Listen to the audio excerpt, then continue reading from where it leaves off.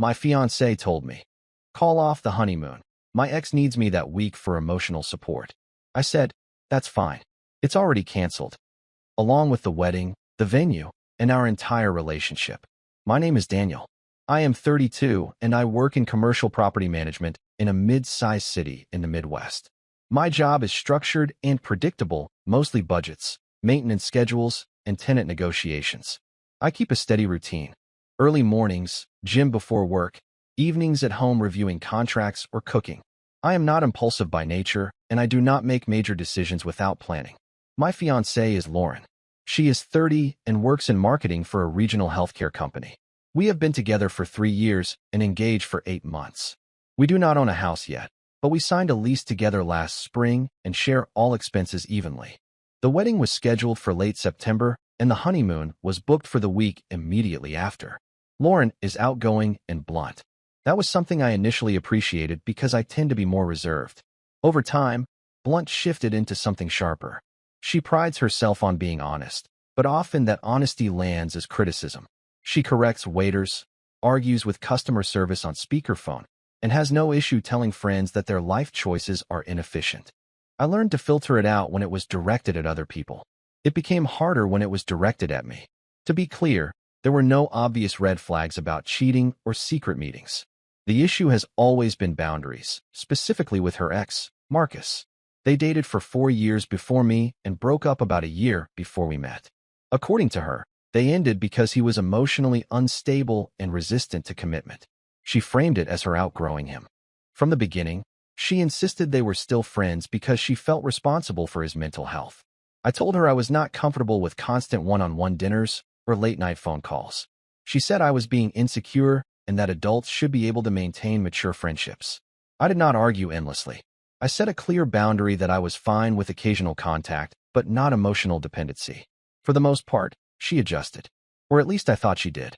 The wedding planning was not fun, but it was manageable. I handled the practical stuff, deposits, hotel blocks, timelines, because that is how my brain works. Lauren handled aesthetics and social politics, which mostly meant picking fights with vendors and then telling me I was lucky she had standards. If a florist did not respond in an hour, she would send a follow-up that sounded like a performance review. If I suggested we let something go, she would say I loved mediocrity and that she refused to have a mediocre life. The only part one pushed back on early was Marcus being anywhere near the wedding. She did not ask to invite him, but she kept mentioning how awkward it would be if he found out later and felt abandoned. That was her favorite word for him, abandoned, like he was a stray dog she fed once and now had a permanent claim on her time. I told her I did not want him involved at all. She rolled her eyes and said I was threatened by a guy who could not even hold a relationship together. 2 months ago, we had our first serious argument about it. I came home from work and she was in the kitchen on FaceTime with him. Not a quick call. It had been going long enough that she was barefoot, wine poured, leaning on the counter, doing the soft voice she rarely uses with me. When she saw me, she turned the phone away like a teenager hiding something. I waited until she hung up. I asked what was going on. She shrugged and said he was spiraling again and that she was the only person who understood him. I told her I understood helping a friend, but I did not understand why it had to be private and why it always happened at night. She said because he had a job and because I make everything weird. I did not raise my voice. I told her my boundary again. No secret emotional partner stuff. No late-night therapy sessions. No acting like his stability was her responsibility. She laughed, actually laughed, and said it was cute that I thought I could manage her relationships like a project. Then she said something that stuck with me. If you cannot handle me caring about people, you should not marry me. I went to bed that night feeling like the conversation had ended, but the problem had not. The next shift happened about 3 weeks before the wedding. Most deposits were already paid. The venue was secured, catering locked in, photographer contracted. We were past the point where canceling would mean losing money. I am aware that this sounds relevant because it is. Lauren started mentioning Marcus more frequently again. Not in a dramatic way, just small insertions into normal conversations. She would say he was having a hard month. She would mention that his birthday was coming up and that he hated celebrating alone. She said he still struggled with feeling left behind. I listened, but I did not engage. I had already drawn my line. If she wanted to help him in reasonable ways, fine. I was not going to police casual check-ins. What I was watching for was dependency. The real moment came on a Sunday afternoon. We were at our apartment, sitting at the dining table reviewing final numbers for the honeymoon. We had booked 10 days overseas. Flights were paid. Hotels were non-refundable at that stage. I was going over the travel insurance details when she said she needed to talk to me about something. Her tone was calm, almost clinical. That is usually how she frames things when she expects resistance. She said Marcus had recently gone through a breakup. Apparently, the woman he had been seeing left him abruptly. Lauren said he was not handling it well and had reached out to her for support. I asked what that meant in practical terms. She said he wanted her physically present for a few days because he felt isolated. I asked when. She said the week of our honeymoon. She did not look embarrassed. She looked annoyed that I was not immediately understanding. She said it would only be for part of the week and that we could reschedule the trip. She reminded me that marriage was about flexibility and compassion. Then she said something that clarified everything for me. He needs me that week. The honeymoon can wait. I remember feeling very still. Not angry. Not loud. Just clear. Because in that sentence she had ranked priorities. And I was not first. The next morning I canceled everything. I did not threaten it. I did not announce it. I woke up at 6 like usual, made coffee, opened my laptop, and started with the venue. The contract allowed cancellation with forfeiture of the deposit. I accepted that loss. Then catering. Then the photographer. Then the airline credits, which at least gave partial value for future travel. The honeymoon hotels were non-refundable, but that was the cost of clarity. By 9:30, the wedding was functionally over. Lauren was still asleep when I finished sending the final confirmation emails. I transferred my half of the remaining joint wedding fund back into my personal account and left a detailed spreadsheet outlining every cancellation fee and remaining balance. No theatrics, just math. When she woke up, she found me at the dining table again. Same place as the conversation the day before. She immediately started where she had left off. She said she had been thinking and that we needed to call off the honeymoon because Marcus needed her that week for emotional support. She framed it as temporary. She said we could push the trip back a few months once he stabilized. She said I was supposed to be secure enough to understand that her loyalty to people does not disappear just because she is getting married. I let her finish. Then I told her that was fine. The honeymoon was already canceled. She blinked like she misheard me. I added that the venue was canceled. The vendors were canceled. The officiant was canceled. There was no wedding to reschedule. Her face shifted from confusion to anger in under 5 seconds. She asked what I meant. I told her clearly that I had taken her priorities seriously. If her ex required physical presence during the 1 week that was supposed to mark the start of our marriage, then we were not aligned enough to marry. She accused me of being dramatic. She said I had no right to make unilateral decisions. I told her I agreed, which is why I was not asking permission to end a relationship where I ranked second. For the first time since I met her, she did not have a quick comeback. The relationship ended that same morning. There was no dramatic screaming match. Lauren escalated quickly, but I did not follow her there. She moved from accusing me of overreacting to accusing me of trying to punish her. She said canceling everything without a joint discussion proved I was controlling. I let her talk. Then I walked her through the logic. I reminded her that I had clearly stated my boundary months ago. No emotional dependency with Marcus. No positioning herself as his primary support. I reminded her of the FaceTime calls, the private conversations, the way she dismissed my discomfort as insecurity. I told her this was not about 1 week. It was about priority. She said I was twisting it. She insisted that helping someone in crisis did not mean she loved him. I told her I believed that. I did not think she was secretly in love with him. I thought she needed to feel indispensable to him. And that need outweighed respect for our relationship. That is when she shifted tactics. She said fine, she would tell him she could not come. She said she would cut back contact if that is what it took. She said I was blowing up a future over something fixable. I asked her one direct question. If I had not canceled anything this morning, would you have still planned to go to him that week? She hesitated. It was not a long pause. Maybe 2 seconds. But it was enough. She finally said yes, because he asked first, and because she did not think I would actually leave over it. That was the moment the engagement ring came off. I did not snatch it. I did not demand it. I simply told her that we were not getting married and that I would not stay in a relationship where my presence was negotiable. I explained that I had already contacted the leasing office to ask about early termination options or transferring the lease solely to one of us. I would cover the penalty if needed. Clean exit. She called me cold. She said I was proving her point that I lack emotional depth. I told her I prefer stability over chaos. By noon, we were no longer a couple. I moved out within 4 days. The lease was in both our names, but the leasing office confirmed we could terminate early with a penalty equal to 2 months' rent. I offered to cover the full penalty myself. I did that deliberately so there would be no financial entanglement or leverage later. Lauren argued that I was being extreme and that we could just coexist until the lease ended. I declined. Living together after a broken engagement would only create more friction. I took a week off work. I packed methodically. Furniture we bought jointly was listed and sold, and the money was split evenly. Items one of us purchased individually stayed with that person. I documented everything with photos and simple written confirmation so there would be no dispute later. It was not emotional. It was administrative. Lauren shifted between anger and negotiation. One evening she tried to soften her tone and said we were throwing away 3 good years over pride. I corrected her. We were ending it over alignment. She said I was incapable of compromise. I told her compromise does not apply to being second place in your own marriage.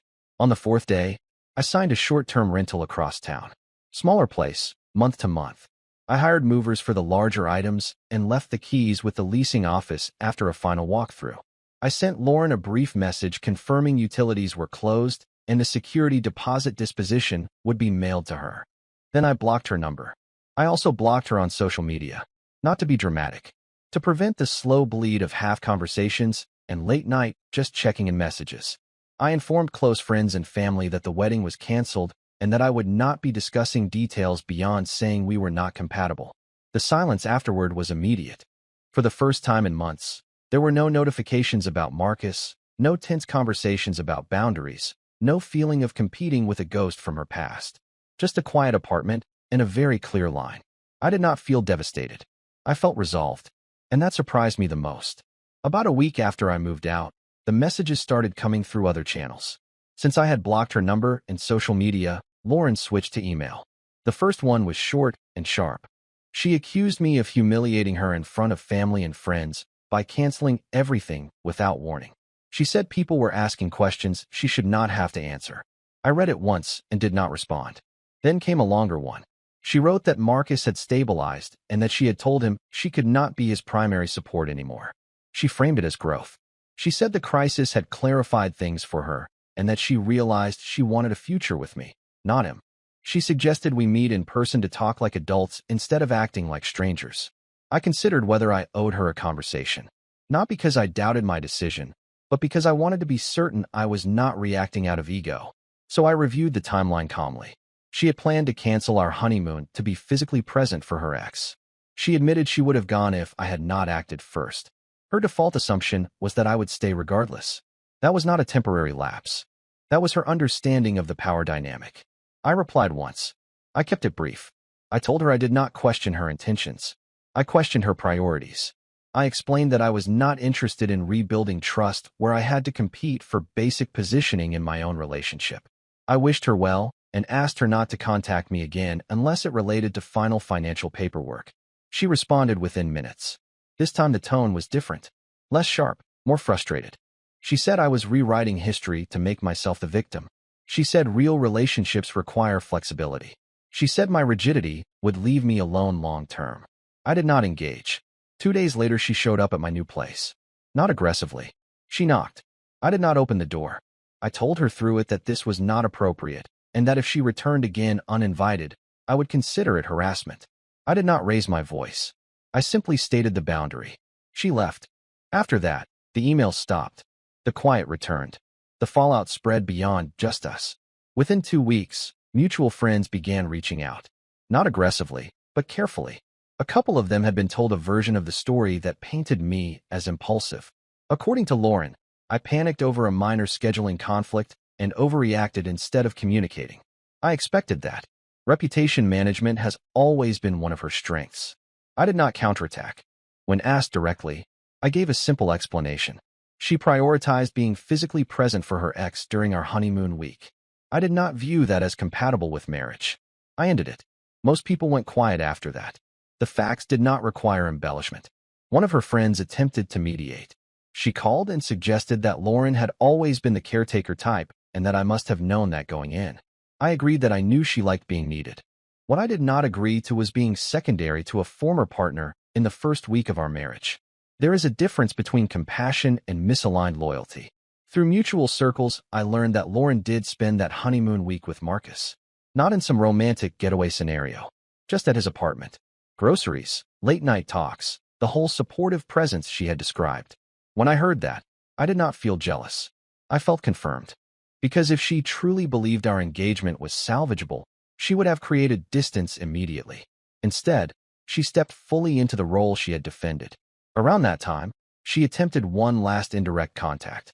She sent a package to my office with a few items I had forgotten in the apartment and a short handwritten note. No insults this time. No defensiveness. Just a statement that she hoped one day I would understand that love is not a competition. I did not respond. I returned the note to the envelope and filed it with the rest of the paperwork from the canceled wedding. Not out of bitterness. Out of closure. I treat endings the same way I treat contracts. Once terminated, they are archived, not reopened. The strangest part is how quickly my routine stabilized. Work, gym, evenings at home. The drama was gone. And with it, the constant negotiation for position. For the first time in a long while, I did not feel like I was sharing my future with someone who still belonged to her past. About a month after everything ended, I ran into Lauren at a mutual friend's engagement party. I debated not going, but avoiding public spaces indefinitely felt unnecessary. I was not hiding. I arrived, congratulated the couple, and kept conversation surface level. For most of the evening, Lauren stayed on the opposite side of the room. She looked composed, confident even. If someone did not know the timeline, they would not have guessed anything significant had happened. Eventually, she approached. Not dramatically, just direct eye contact and a simple statement that we should clear the air. I agreed to step outside for a few minutes. Public setting. Controlled environment. She said she had been doing a lot of thinking. She told me Marcus had started dating someone new and was doing better. There was a tone underneath that, something almost resentful. She said she realized she had overextended herself for him for years and that I was the only person who had ever called her out on it. I listened. Then she said something interesting. She said she had expected me to fight harder, to argue more, to try to win her back from her own instincts. She framed my decisiveness as abandonment. According to her, love means pushing through someone's worst tendencies, not stepping away from them. I told her calmly that I am not interested in raising a partner. I am interested in building with one. I did not leave because she cared about someone. I left because she made it clear I was negotiable. She asked if there was any version of events where I would reconsider. I answered honestly, no, not because I hated her, not because I wanted revenge, but because once I saw how she ranked priorities under pressure, I believed her. She looked frustrated, but not surprised. I think part of her knew that I was not bluffing the morning I canceled everything. We walked back inside separately. I stayed another hour, then left without saying goodbye to her. That was the last time we spoke.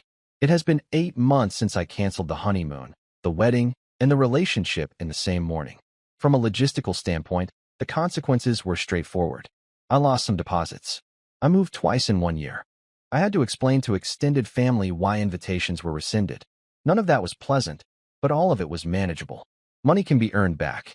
Reputation stabilizes when you stay consistent. What stayed with me longer was the clarity of that moment at the table. When Lauren said he needs me that week, she expected negotiation. She expected compromise. She expected me to adjust around her sense of obligation. What she did not expect was that I would take her statement at face value and make a decision accordingly. I do not think she was a villain. She was not secretly plotting to run back to her ex. She genuinely believes that being indispensable is proof of love. The problem is that she wants to be indispensable to everyone at the same time.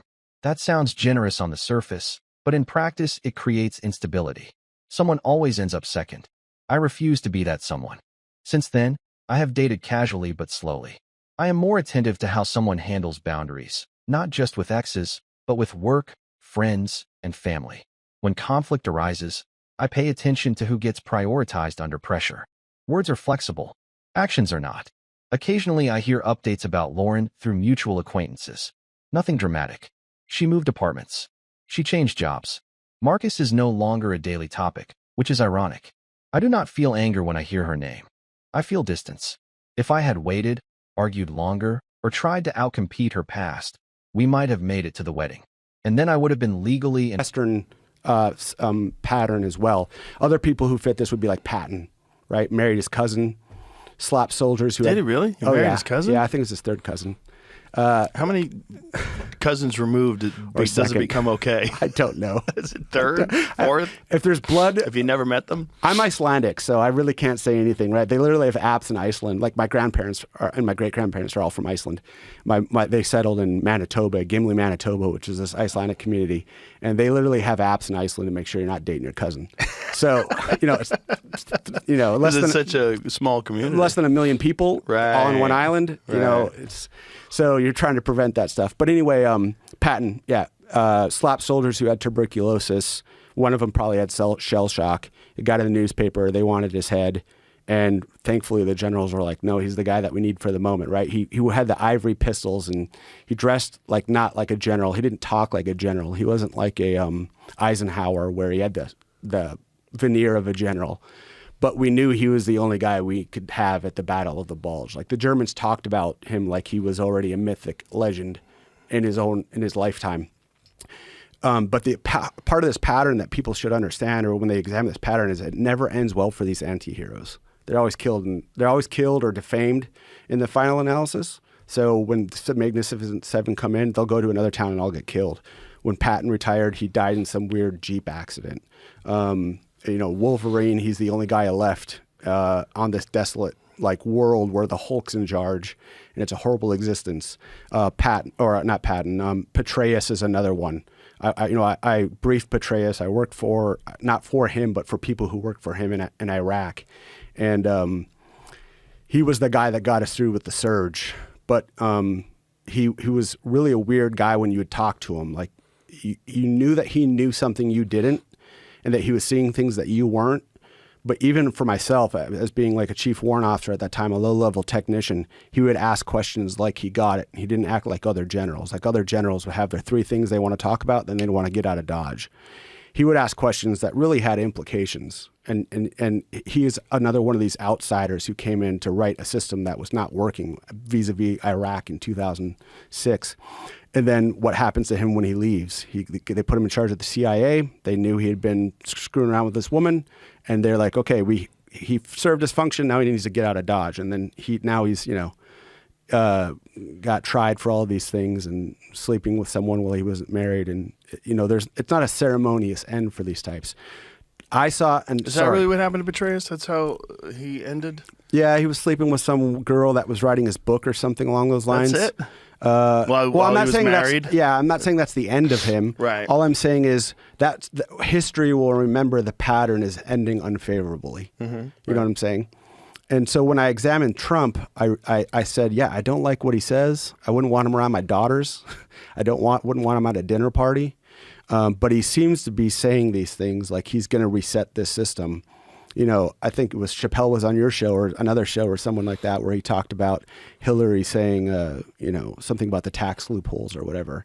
And he just hit right back at her and said, well, the people who are funding your campaign take advantage of those same loopholes. And if they're there, I'm going to take advantage of them. I wouldn't be a pragmatist if I didn't. When he started saying stuff like that, it seemed to me like he was going to upend this system. The jury's out on that because I don't know how I feel these days. We can get into that if we want to. But he's an outsider personality, and I thought he was going to really reset the system. And there are good things that are happening. If I were to grade him, I would probably give him a C+ or a B-. He's certainly better than what was happening under Biden. I was still in the military when Biden was in charge, and it was awful to say the least. What were the problems? Oh my goodness. Books that general officers were being told to read and that I as an advisor were being told to read. Books like White Rage, like understanding why you're a problem. You as a white man are a problem in the modern day military because this whole thing's built on systemic racism. You have inbuilt implicit bias that you can't escape even if you wanted to or you recognized it. Is woke politics. Yeah, it was woke politics, and it was I would sit there and say, all of the people that I know who've died during this war, not all of them, but 80% of them, and the numbers bear this out when you look at them, they're all white guys from the middle of the country who were on their farms or, not all of them, 80% of them. I think the numbers bear out about 80% of them. were these guys from the Midwest or these places where they didn't really have a lot going. And they went off to fight a war that we probably shouldn't have been fighting in the first place, especially in Iraq. And they died for their cause. And now you're saying that those people who make up the majority of the combat deaths are somehow part of this problem and that other people aren't benefiting from it. I don't believe race to me is disgusting, even to talk about someone's race, even, on both sides of the spectrum when they were, electing that Supreme Court justice. I can't remember her name right now off the top of my head just because I'm a little nervous still. She was black, and they were talking. Ketanji Brown Jackson. Yeah, they were talking about how it's historic because she's black, and Biden had said he's gonna hire a black woman to do this job. Mm-hmm. If I had worked my whole life to do something, but now I'm only being elevated to this next position because of my gender and the color of my skin, I would turn that job down so fast because that's not what I want to be known for. These are immutable characteristics that I'm not in control of. I didn't choose to be born white or with blue eyes. I didn't choose to be born in a trailer park in the middle of nowhere without a dad at 5. I didn't choose any of those things. I don't see how I benefit from these things at the individual level. And, the individual level of analysis for me is really the only way to evaluate someone for their pluses and their minuses. And anything beyond that, to me, is discriminatory on its face. Of course. It's just a great way to control people, because you pit people against each other that way, and it's just an awesome way that they can stay in control and make everybody walk on eggshells and think that they've victimized people in order to get to their position, and they have to be shameful of who they are that they had no control over. It also gives people an easy rubric to judge other people. Yeah, because nothing's easy really, and it gives them like white guy bad, black guy good. Chinese guy, as long as he's not applying to the college I want to get into, he's good. Right. And it gives people want easy answers. Really, at the end of the day, they want to be told the easy rubric to navigate life, because really none of it's easy, and it requires discipline, like you said before, and thought, and so it was that stuff in the military. I remember getting told in an equal opportunity briefing we were getting, it doesn't matter what you meant when you said what you were saying. It only matters what the person felt when you said it. They said that in a military briefing? It was a military equal opportunity briefing.